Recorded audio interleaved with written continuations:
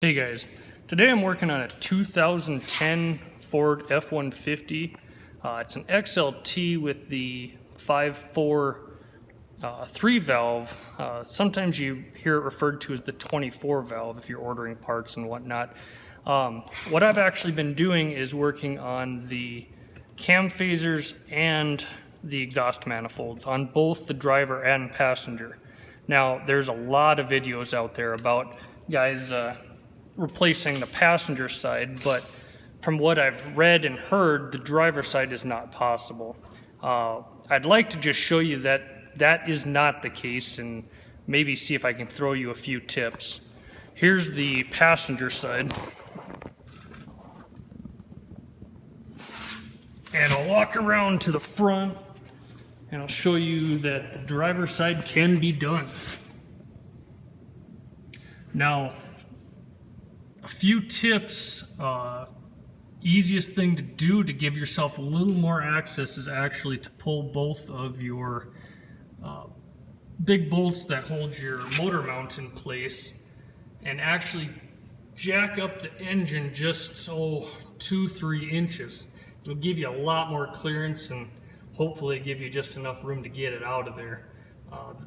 Probably the hardest part of the whole thing is replacing the back 2 studs on both sides. I think they must see the most heat and they do not like to come out of the engine very well. I had my best luck with, applying a little bit of heat, and using a couple easy outs and whatnot. There's a whole bunch of different easy outs on the market that work well for it.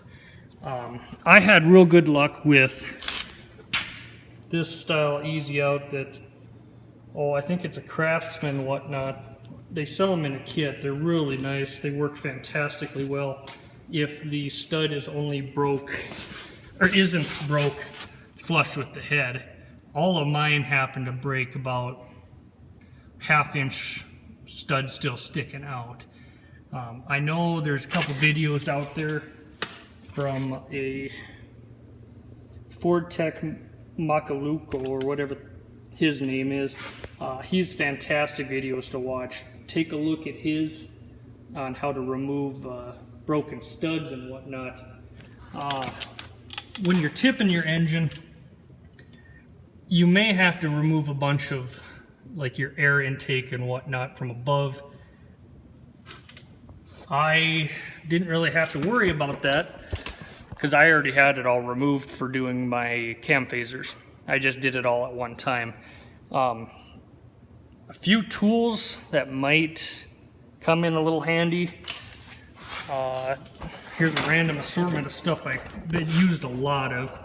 You'll see a lot of 1/2 inch drive everything.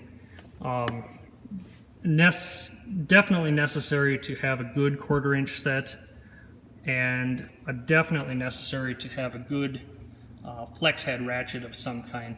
Now, these extensions have kind of that pivot top to them, and they don't give you a lot of play, but it surprises you, they give you quite a bit, and you're going to want quite a few extensions to get up into some of these areas you have to get to. It's not necessary. I've got some pivot head sockets, and then right now I've got it attached to just a 3/8 drive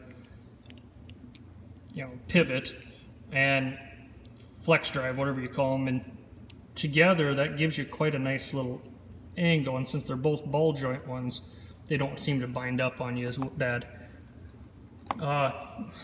Tool I used some, air ratchet, isn't really necessary, but it's kind of nice if you're reaching up into an area that you can get on, but you don't really have a whole lot of room to turn.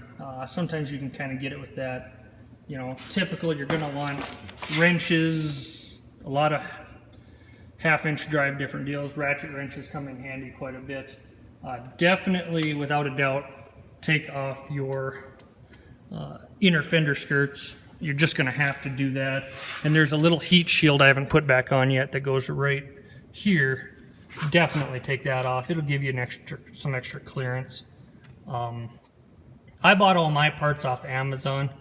One thing to note, there's a heat shield on the original exhaust manifold right here.